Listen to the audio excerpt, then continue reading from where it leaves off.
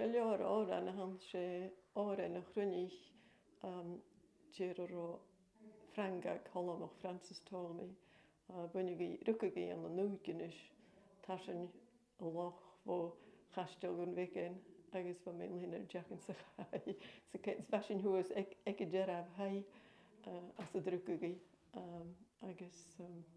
na tolamich a visin va ceannach gur i clánach clúid riamh. Rud ba áraid me joine leor sé na hárain a crunich in ile imimeach crunneach a gang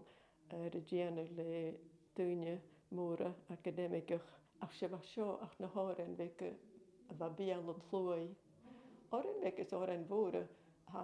agus bh scúla gan idir árain clanne árain árain molly suas gan na dúin mhór dúin na féine at sin sé duine sa bíomh an féineach gur is árain Gaelic cholach sé tú scúilteach a bhaint de gáin táiseach